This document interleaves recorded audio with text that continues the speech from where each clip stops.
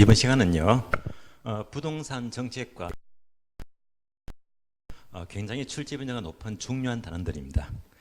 지난주 이어서요, 오늘 수업은요, 41번부터 보겠습니다.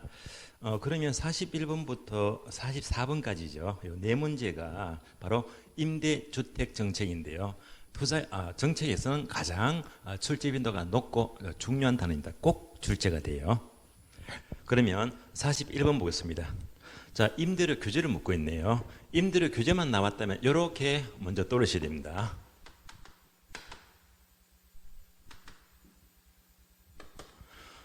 자, 시장 원리가 있어요.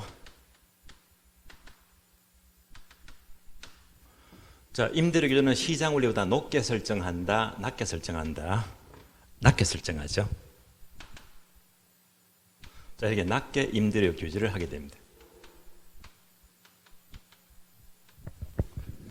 그러면 임대는요, 이 빨간 개만큼 손해를 보게 됩니다.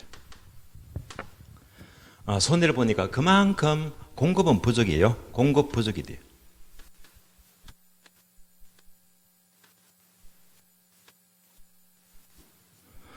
임대료가 싸니까요, 사자가 많겠죠. 바로 초과 수요가 발생합니다. 자, 그래서 공급은 부족하고요, 초과 수요, 이 단어가 가장 중요해요. 가장 출제가 잘 되고 있습니다. 이거부터 떠올리시고 바로 지문 보겠습니다. 자, 틀린 것은 묻겠네요. 자, 이 문제 출처는요, 20회, 24회, 28회 3회차를 섞어서 문제를 편집했습니다. 기업번부터 볼까요? 균형 임대료보다 임대료 상한이 낮을 경우에는 임대주택에 대한 공급은요, 단기이면 비탄력적이죠. 또 장기이면 탄력적이 되겠죠. 옳은 질문입니다. O가 되겠고요. 미음번요. 자, 균형 임대료보다 임대료 상한이 낮을 경우에는 장기적으로 임대주택의 질은 낮아지겠죠. 질적 저하를 초래한다. 맞는 질문입니다. D급번요. 자, 임대료 상한이 낮을 경우에는 임대료 규제가 지속이 되면 장기적으로는 암시장이죠. 음성적 거래가 발생할 수도 있죠. 옳은 지문이죠. O가 되겠고요. 리얼번, 다른 조건이 일정할 때 정부가 임대료 한도를 시장 임대료보다 높게 설정하면 초과 수요가 발생하고 부동산은 부족 현상이 초래된다. 자, 높게 설정이 틀렸죠. 낮게 설정할 때 바로 초과 수요와 공급 부족이 나타납니다. 틀렸죠. X가 돼요. 미음번요. 임대료 상한을 균형 가격 이하로 규제하게 되면 임대주택은 공급 과잉 현상. 틀렸죠. 공급은 이렇게 부족하다겠죠. 공급 부족 현상입니다.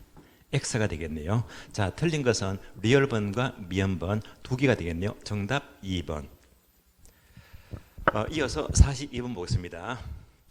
임대 관련 제도에 대한 설명으로 틀린 것은, 자, 이 문제는요, 16회 때와 25회 때 문제를 섞어서 물었는데요. 바로 임대료 규제 또는 임대료 보조금, 공공임대주택을 종합적으로 묻는 종합 문제가 되겠어요.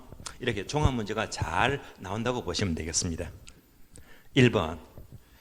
자, 시장 가격보다 낮은 수준으로 임대료를 규제하게 되면 임차인들은 주거 환경이 악화될 수가 있다. 맞는 말이죠.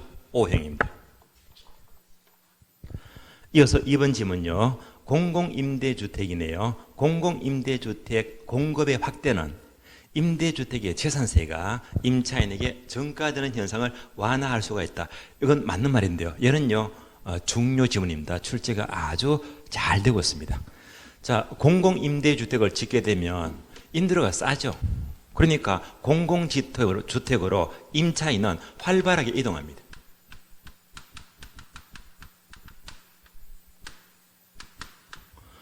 활발하게 이동한다는 게 바로 임차인의 수요가 탄력적이죠.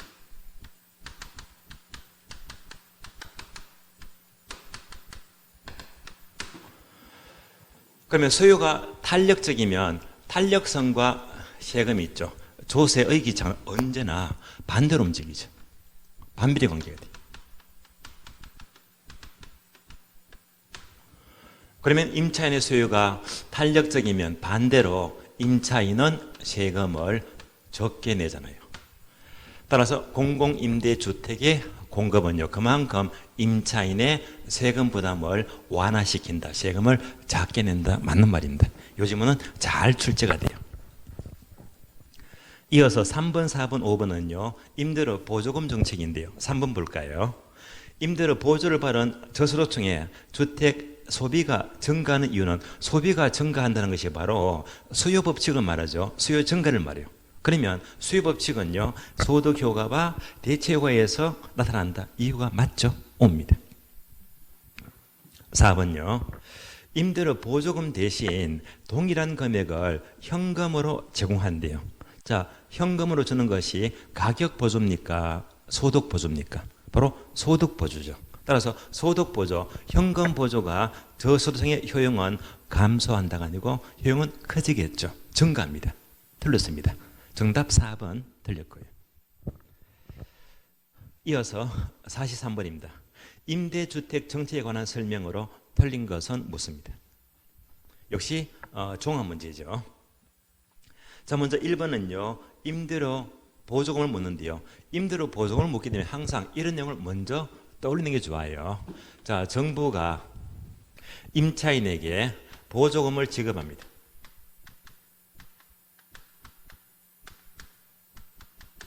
그러면 보조금을 주는 만큼 임차인의 소득은 증가가 돼요. 그러면 그것만큼 수요가 증가합니다.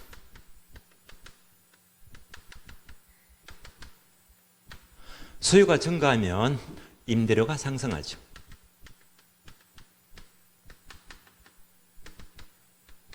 그러면 공급은 증가하게 됩니다.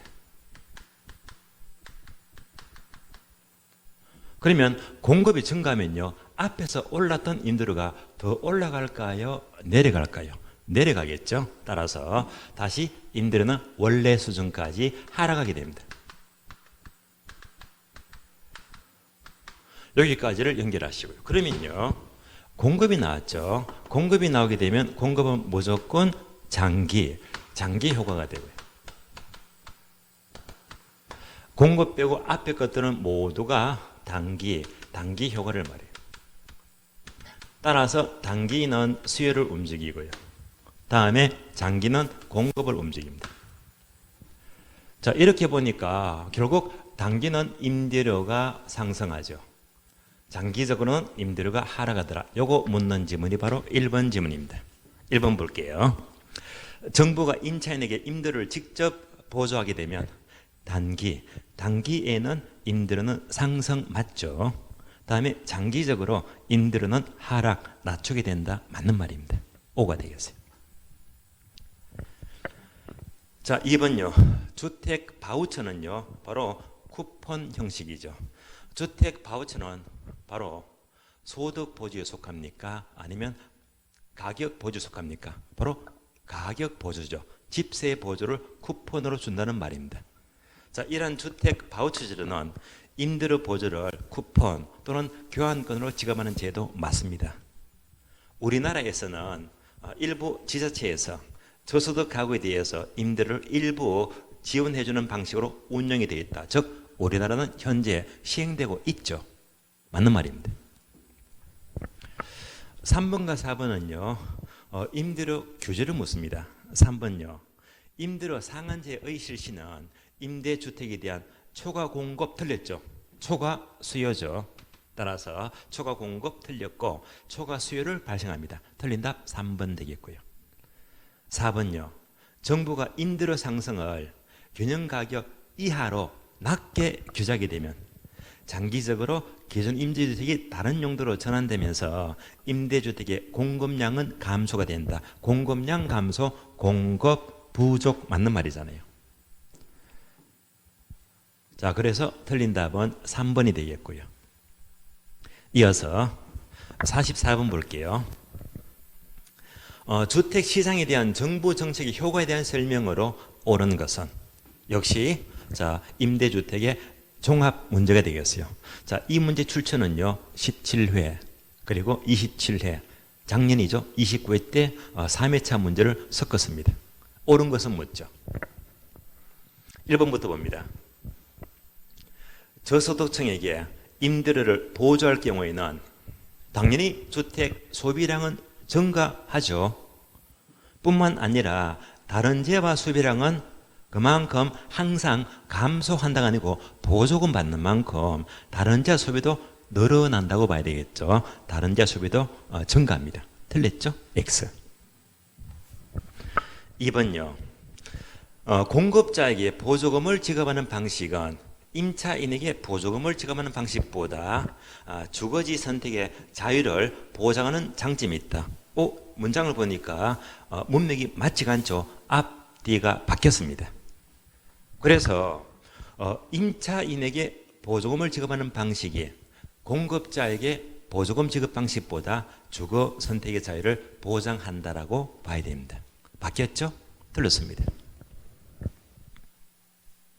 3번요. 공공임대주택은 한국토지주택공사가 외부 재원에 지원이 없이 자체 자금으로 건설하여 임대 목적으로 공급하는 주택이다. 이것도 문맥이 맞지 않습니다. 공공임대주택은요. 자, LH 공사가 외부 재원에 지원이 없을 수가 없죠. 따라서 지원 없이가 틀렸죠. 지원을 받아야 됩니다. 그러니까 민간 자금 등을 통해서 지원을 통해서 건설하는 거예요. 틀렸죠? X입니다. 4번요.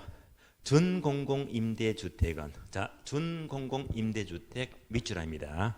이것은 민간 임대주택에 대한 특별법상 일반형 임대사업자가 8년 이상 임대 목적이다. 8년 동그라미. 8년 기간은 기각합니다. 8년 이상 임대 목적으로 취득하여 임대하는 민간 임대주택이다. 맞습니다. 한 번 더. 준공공 임대주택은 10년 하면 틀려요. 10년 아니고 8년. 맞는 말입니다. 정답 4번입니다. 자, 5번은요. 선분양과 후분양을 묻습니다. 자, 기본적으로 선분양과 후분양은요. 선분양은 모델하우스를 지어서 먼저 임대를 분양을 하니까요. 공급자가 아주 유리하죠. 다른 말로 자금 조달이 아주 용이합니다. 그러면 공급을 늘릴 수가 있잖아요. 거꾸로 후분양은요. 아파트를 다 지은 다음에 분양하니까 공급자가 자금 조달이 어렵게 됩니다. 그래서 결론, 선분양은 공급자가 유리한 제도가 되고요. 후분양은 소비자가 유리한 제도라고 봐야 됩니다. 질문 볼까요? 5번. 주택의 선분양은 후분양에 비해서 공급을 감소시켜서 주택시장을 위축시킬 수가 있고 건설업체가 자금을 직접 조달해야 하는 자금도 더 많음으로써 사업 부담은 증가된다. 이것은요. 선분양이 아니고 후분양의 설명이죠. 앞뒤가 바뀌었네요. 후분양 제도 설명이 되겠습니다. 틀렸습니다. 옳은 것은 정답 4번이 되겠고요. 자, 이상 네 문제 통해서 임대주택 정책을 보았는데 얘는요. 정책에서 가장 중요합니다. 자, 어떤 형태로든 출제가 꼭 되니까요. 최대한 정리를 잘 하시고 득점을 하셔야 됩니다. 이어서 45번은요. 분양가 상한제죠. 자, 정부가 올해 하반기에 분양가 상한제를 실시하고 있습니다. 그래서 올해는요. 이 문제는 시사상 문제로서 거의 출제가 된다라고 보셔야 됩니다. 분양가 상한제의 설명으로서 옳은 것은 모두 몇 개인가? 옳은 것 묻습니다. 이 문제 출처는요. 19회 때와 27회 문제를 섞었는데요. 자, 박스형 문제죠. 분양가 상한제는 이렇게 박스형으로 묻기도 해요. 자, 이런 내용들은요. 나왔던 질문들이 또 나올 수 있으니까 질문 관심 있게 보셔야 됩니다. 분양가 상한제도요. 이 그림과 똑같아요. 얘가 뭐죠? 임대료 상한제죠. 분양가도 마찬가지입니다. 시장의 분양가가 너무 비싸기 때문에 자, 이보다 낮게 설정해요. 낮게 설정하니까 건설회사가 이만큼 손해를 봐요. 손해보니까 언제나 공급은 부족하고요. 아울러 이렇게 초과 수요가 발생합니다. 그러면 자, 이런 질문 볼까요? 옳은 것 묻습니다. 기억번. 분양가 상한제는 주택 건설 업체의 수익성을 낮추는 요인으로 작용하여 주택 공급을 감소시킬 수가 있다. 맞죠? 공급 감소 맞습니다. O가 되겠고요. 니은번요. 분양가 상한제는 시장가격 이상으로 상한가를 설정하여 무주택자의 주택가격 부담을 완화시키고자 하는 제도이다. 오, 들렸죠? 분양가 상한제는요, 시장가격보다 낮게 설정하지 이상으로 틀렸죠. 이하로 낮게 설정해요. 따라서 틀린 지문이고요. 디귿번요. 분양가 상한제는 장기적으로 민간의 신규 주택 공급을 위축시킴으로써 그만큼 주택 가격 상승을 가져온다. 자, 공급을 위축시킨다. 공급은 부족하다. 맞는 말이죠. 5가 되겠습니다. 리얼번요. 상한 가격이 시장 가격보다 낮을 경우 낮게 설정하죠. 그러면 일반적으로 초과 공급 틀렸죠. 초과 공급이 아니고 초과 수요죠. 초과 수요. 틀렸습니다. 자, 계속 나오는 것이 바로 공급 부족 초과 수요 나오잖아요. 자, 틀린 지문이죠. X가 되고요. 미음번요. 주택법령상 사업주체가 일반인에게 공급하는 공동주택 중에서 공공택지에서 공급하는 도시형 생활주택은 분양가 상한제를 적용한다. 아니죠. 도시형 생활주택은요, 분양가 상한제는 적용받지가 않습니다. 틀렸죠. 도시형 주택이나 또 오피스텔이 있죠. 이런 것들은 분양가 상한제는 해당되지가 않습니다. 틀렸죠? X입니다. 자, 옳은 것은요, 기역번과 디귿번이죠. 두 개가 맞네요. 정답 2번 되겠습니다. 이어서 46번은요. 주거분리와 주택의 여과 과정이 되고요. 47번은요. 부동산 조세 정책입니다. 둘 다 A급인데요. 원래도 예배가 없어요. 여가 과정이나 조세 정책 이 둘 중에서 한 문제는 반드시 나올 거예요. 둘 다 중요합니다. 그러면 46번 볼게요. 주거분리와 주택의 여가 과정에 대한 설명으로 틀린 것은 묻습니다. 자, 이 문제 출처도요. 19회, 21회, 27회 3회차를 섞었습니다. 그러면 1번과 2번이 바로 주택의 여과 과정이죠. 1번 저소득층 주거지역에서 주택 보수를 통한 가치 상승이 보수임보다 크대요. 자, 연결해 볼까요? 가치 상승이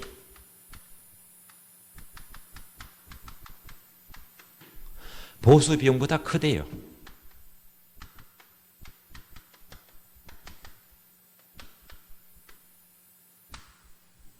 그러면 적급 주택이었어요. 자, 이 적급 주택 전체를 다 뜯어 고치는데 보수 비용이 1,000억이 들어가요. 이렇게 재개발 또는 재건축하니까 동네가 좋아지겠죠. 가치 상승분은 2,000억입니다. 이렇게 가치 상승분이 크다면 재개발 합니까? 안 합니까? 당연히 재개발하죠. 재개발을 하게 되고요. 그러면 동네가 좋아지고 있잖아요. 동네가 좋아진다는 것은 바로 상향 여과를 말합니다. 여기까지 지문도 의외로 출제가 잘 되고 있습니다. 따라서 자, 1번 지문 보게 되면 가치 상승분이 보수익보다 크다면 상향 여과가 발생할 수가 있다. 맞는 말이죠. 5가 됩니다. 2번요. 고소득층 주거지역으로 저소득층이 들어오게 되면 여기까지가요. 동네가 좋아졌어요? 나빠졌어요? 동네가 나빠졌죠. 나빠지니까 하향 여과가 계속된다. 맞습니다. 그러면 고소득층 주거지역은 점점 저소득층 주거지로 바뀔 수가 있죠. 맞는 말입니다.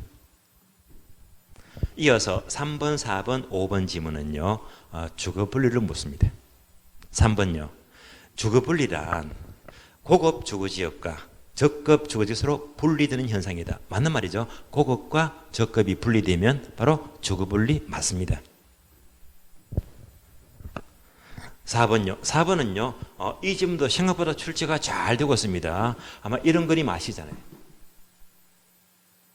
고급 주택과 저급 주택이 서로 이렇게 인접해 있어요.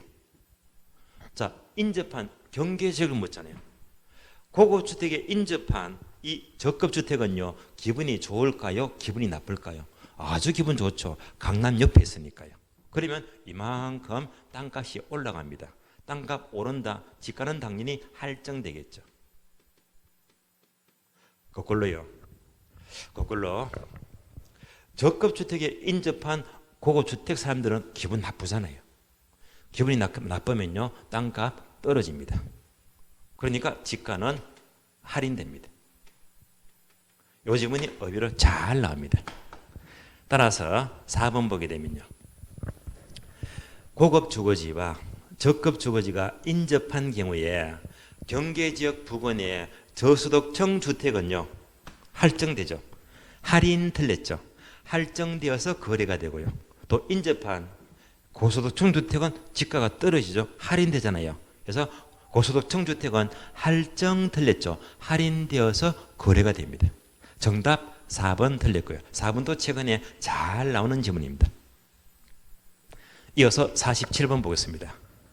부동산 조세에 대한 설명으로 옳은 것은 자, 이 문제도 출처는요 18회 그리고 21회 28회 3회차를 섞었습니다. 옳은 것은 뭘까요? 1번, 주택의 취득세율을 낮추게 되면요 수요가 증가합니까? 감소합니까? 세율을 낮추면요 당연히 수요가 증가하죠. 감소 틀렸죠. 증가합니다. 자, 2번은요 탄력성과 조세의 귀착을 묻는데, 그러면 자 앞에서 봤잖아요. 항상 탄력성과 조세 귀착은 항상 반대로 움직이죠. 그래서 탄력성과 조세 귀착은 반비례 관계를 떠올리시고요. 반대 해석입니다. 2번요. 수요가 완전 탄력적, 즉 수요가 무한대로 크다면 반대로 수요자는 하나도 안 내죠. 그러면 전부 누가 내죠? 임차인이 아니고 임대인, 공급자, 임대인이 전부 귀착이 돼요. 틀렸죠? X입니다. 3번도 같은 맥락인데요. 토지의 공급이 탄력성이 0이 된다. 완전 비탄력적이죠. 그러니까 공급의 탄력성이 0이 되면 반대로 공급자가 전부 내잖아요. 따라서 조세를 부과하면 전부 공급자가, 즉 토지 소유자를 말해요. 토지 소유자, 공급자가 전부 부담한다. 맞죠? 정답 3번 되겠습니다. 4번요. 임대주택에 재산세를 부과하면 세금을 부과하는 만큼 당연히 공급은 부담이 되죠. 증가가 아니고 감소가 돼요. 공급이 감소가 되면요 이어서 임대는 그만큼 하락이 아니고 상승하죠. 틀렸죠? X입니다. 5번은요 양도세를 중과시하는 경우인데, 이 질문도 잘 나와요. 자, 정부가 양도세를 중과시합니다.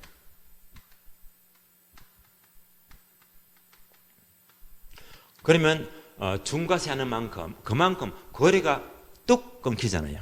그래서 거래에 동결효과가 발생합니다. 이렇게 거래가 뚝 끊기게 되면요 당연히 거래가 안 된다는 것은 공급이 부족하죠. 공급은 감소가 되고, 거래가 안 되고 공급이 감소가 되면 그만큼 가격은 오르게 됩니다. 가격은 상승합니다. 예를 묻잖아요. 잘 나오는 질문입니다. 따라서 5번, 지가 상승 길이가 퍼져 있는 상황에서 양도세를 중과하게 되면 거래 동결 효과가 나타나면서, 자, 지가는 하락한다. 아니죠. 지가는 상승하죠. 그래서 하락 틀렸죠. 상승합니다. 옳은 것은 정답 3번 되겠고요. 자, 이상으로 정책은 여기까지 모두 마치겠고요. 이어서 제4장 부동산 투자로입니다. 투자로는 워낙 중요하죠. 투자론 하게 되면 주로 우리 시험 문제는요 6문제에서 7문제가 출제가 돼요. 그러면 투자론 하게 되면 6, 7문제 예상하시더라도 반드시 계산 문제를 놓치시면 안 돼요. 문제는요 무조건 2문제 출발입니다. 계산 문제는요 2문제, 또는 세 문제가 잘 나요. 여러분들은요, 여유 있게 계산 문제는 세 문제점 예상하시면서 준비를 하시는 게 좋아요. 자, 그러면 투자론 보겠습니다. 먼저 48번은요, 지렛대 효과죠. 지렛대 효과. 48번. 투자에서 자, 레버리지 효과, 즉 지렛대 효과에 대한 설명으로 옳은 것은 모두 몇 개인가? 옳은 것은 묻습니다. 자, 이 문제는요, 우리 시험은 20회 때와 27회 때 문제를 섞어서 박스로 만들었습니다. 기업번 볼까요? 레버리지 효과란 타인 자본을 이용할 경우에 부채 비율의 증감이 자기 자본 수익률, 즉 지분 수익률에 미치는 효과를 가리킨다. 그대로 맞죠? 옵니다. 니은번요. 타인 자본의 이용으로 레버리지를 활용하면 그것만큼 위험은 감소가 안 되고 위험은 커지겠죠. 위험은 증가됩니다. 틀렸죠? X. 자, D급번, 리얼번, 미연번 세 가지가 지렛대의 종류죠. D급번 정의 레버리지, 리얼번요 부배 레버리지, 다음에 미연번 중립적 레버리지입니다. 자, 이 세 가지는요 우선적으로 D급번 보시면 정의 레버리지만 제대로 뚫으시면 돼요. 자, 정의 레버리지는 자, 정의 지렛대는요 단어를 세 개 떠올리자. 먼저 지분 수익률입니다.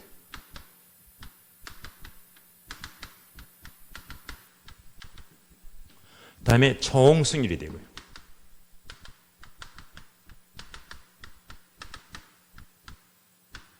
다음에 저당 수익률입니다.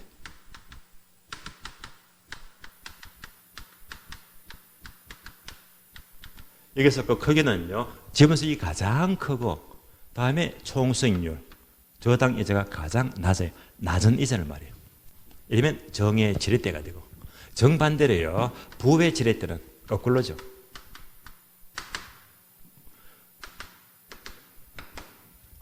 지분 수익이 가장 작고요. 다음에 총 수익률, 저당 이자가 가장 높아요. 높은 이자를 말해요. 이러면 손해를 보잖아요. 다음에 중립적 지렛대가 0의 지렛대가 돼요. 중립적 지렛대는요, 세 가지가 모두가 똑같아요. 한마디로 지렛대 효과는 없는 경우를 말이에요. 요건 묻잖아요. 따라서 D급번 정의 레버리지는 총자본 수익률이 저당 수익률보다 높을 때 발생한다. 아, 요거 물었죠. 요만큼 물었네요. 따라서 총 수익률이 저당보다 높을 때 정의 지렛대가 발생한다. 5입니다. 리얼번요, 부의 레버리지란 부채 비율이 커질수록 그것만큼 지분 수익률은 하락한다. 지분 수익이 가장 작으면 부의 지렛대 맞습니다. 미연번요, 중립적 레버리지란 부채 비율이 변화하더라도 지분 수익률은 변하지 않는 경우다. 즉 레버리지가 없는 경우죠. 맞는 말입니다. 다음에 B번요, 정의 레버리지 효과를 예상하고 투자를 했을 때 부채 비율이 커질수록 경기 변동이나 금리 변동에 따른 투자 위험은 높아집니까? 낮아집니까? 당연히 높아지겠죠. 감소한다. 틀렸고 위험은 증가하죠. 틀렸습니다. 자, 옳은 것 모르니까요. 옳은 것은 기역번, D급번, 리얼번, 미연번이죠. 4개네요. 정답 4번 4개가 되겠습니다. 자, 이어서 49번, 50번, 51번 요 세 문제는요, 투자의 위험과 수익을 말해요. 얘는요, 무조건 출제가 돼요. 반드시 출제되니까 꼭 득점을 하셔야 됩니다. 49번요, 투자의 위험에 대한 설명으로 틀린 것은 자, 이 지문도요 11회, 23회, 29회 세 문제를 섞었습니다. 틀린 것 볼까요? 1번, 부채 비율이 클수록 지분 수익률은 커질 수가 있지만 마찬가지로 부담할 위험도 커진다. 자, 무슨 말이죠? 차익금을 활용하면 그만큼 수익도 높아지고 위험도 커진다는 말이죠. 자, 맞는 말인데요, 이를 한마디로 뭐라고 부를까요? 바로 지렛대 효과죠. 그래서 지렛대 효과는 수익도 커지는 만큼 위험도 커진대요.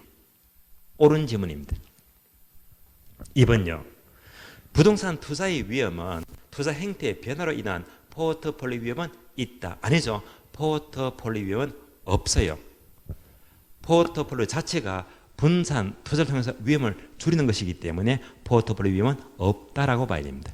틀렸죠? 2번 틀렸고요. 3번요. 운영 위험은 사무실의 관리, 근로자의 파업, 영업경비 변동 등으로 인해서 야기될 수 있는 수익성의 불확실성을 폭넓게 지침하는 개념이다. 맞는 말이죠? 옵니다. 4번요. 자, 투자 재원의 일부인 부채가 증감에 따라서 원금과 이자에 대한 채무 불행 가능성이 높아지면서 또 금리 상승기에 추가적인 비용 부담이 발생할 수 있는 경우는 금융적 위험에 속한다. 금융적 위험 맞는 말입니다. 5번요. 유동성 위험은 현금화가 어려운 위험이죠. 따라서 대상 부동산을 현금화하는 과정에서 발생할 수 있는 시장 가치의 손실 가능성을 의미한다. 맞는 말입니다. 자, 틀린 것은 2번 지문이 틀렸고요. 정답 2번입니다. 이어서 문제 50번요. 투자의 위험과 위험 관리에 대한 설명으로 틀린 것은 묻습니다. 자, 이 지문은요 15회 초과 시험, 다음에 17회 그리고 28회 문제를 섞었습니다. 틀린 것은 묻습니다. 1번요. 투자 금액을 모두 내 돈, 자기 자본으로 조달할 경우에 금융적 위험은 제거될 수가 있다. 맞는 말이죠? O가 되겠고요. 자, 2번도 잘 나오는 점입니다. 위험을 처리하는 방법 중에서 위험 조정 할인율법은 위험한 투자일수록 높은 할인을 적용한다. 자, 여기서 위험 조정 할인율은요 똑같은 말로 요구 수익률이죠. 자, 이 방법은요 위험할수록 높은 할인율, 높은 동그라미, 높은 요소를 적용한다. 맞는 말인데요. 요거 장난치죠. 높은 을 싹 지고요. 낮은 할인율하면 틀린 말입니다. 높은 할인율 맞는 말입니다. 3번요. 수익성에 결정적인 영향을 주는 변수에 대하여서는 감흥도 분석 또는 민감도 분석을 하기도 한다. 지문 맞죠? O가 되고요. 4번요. 투자에서 발생하는 위험의 일부를 보험회사장에 전가하기 위해서 보험에 가입한다. 자, 보험에 가입하는 것 위험의 전가 방법 맞는 말이죠. 5번요. 위험 관리 방법으로 요소를 하향 조정한다. 틀렸죠? 자, 위험이 클수록 요소도 높아지니까 요것은요 상향 조정이죠. 하향 조정 틀렸고 상향 조정이 됩니다. 또 위험 관리 방법으로 민감도 분석이나 평균 분산 분석을 실시하기도 한다. 해서 하향 조정 틀렸고요. 상향 조정이 되겠습니다. 틀린 답 5번 됩니다.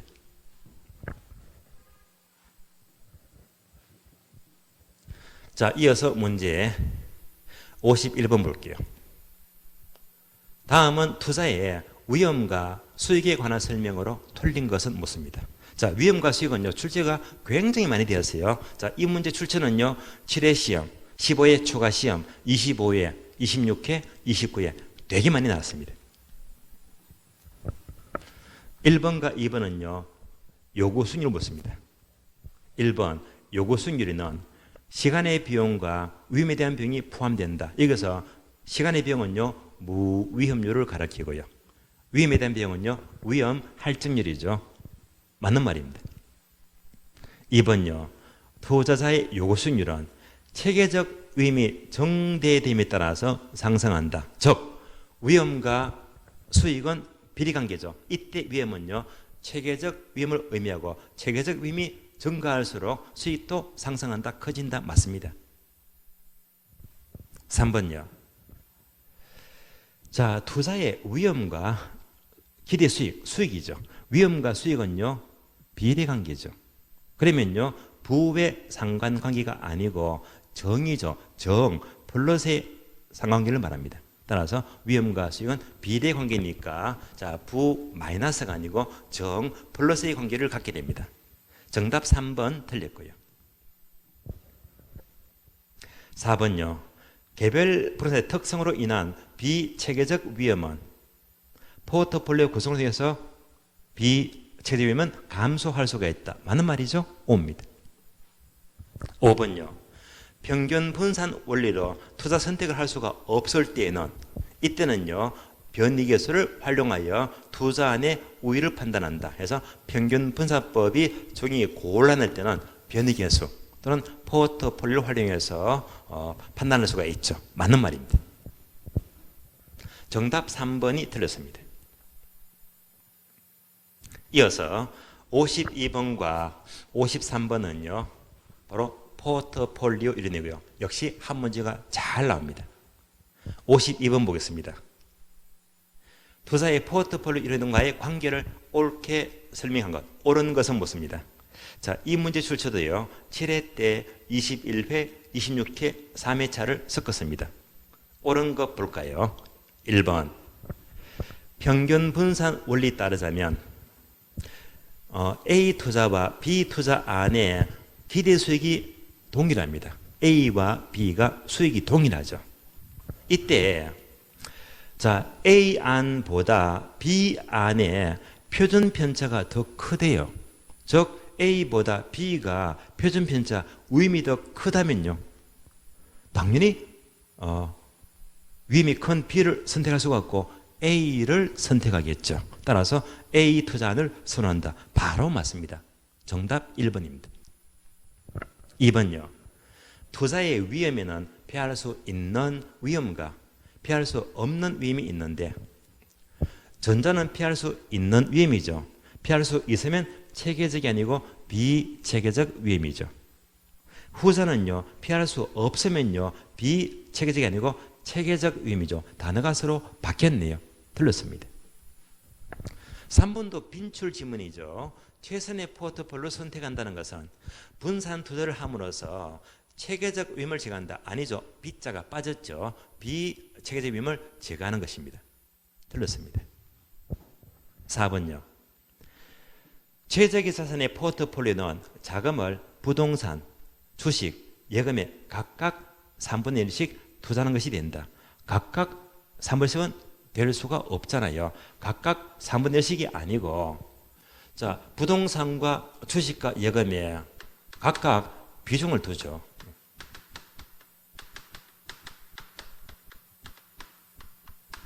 따라서 각각 3분의 1씩 아니고 각각 시장이 좋은 쪽에 큰 비중을 둬야 됩니다.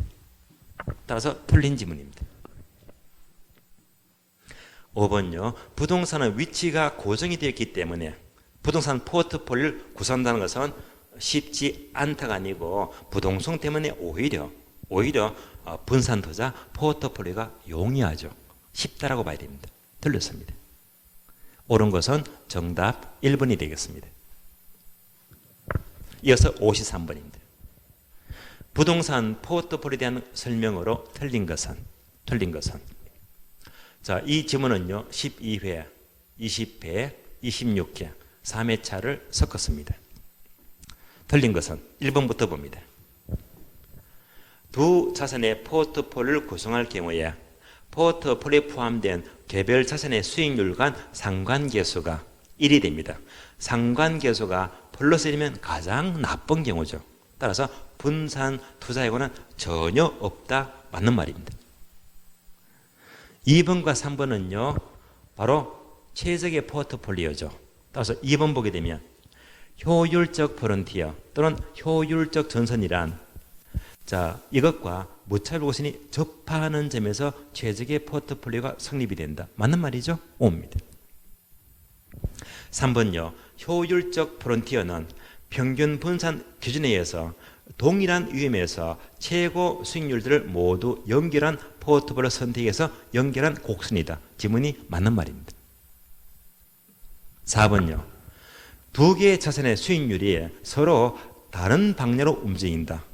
상관계수를 묻네요. 서로 다른 방향으로 움직일 경우에 상관계수는 양의 값이 아니죠. 다른 방향이면 바로 마이너스 음의 값이 되죠. 따라서 음의 값이 되면서 이때는요. 위험 분산회가 작아지는 게 아니고 분산효과는 커지게 되겠죠. 두 군데가 틀렸습니다. 정답 4번이 틀렸고요. 자, 이상으로 여기까지 보도록 하고요. 쉬었다가 다음 시간은요. 54번 화폐 시간적 가치부터 보도록 하겠습니다. 쉬겠습니다.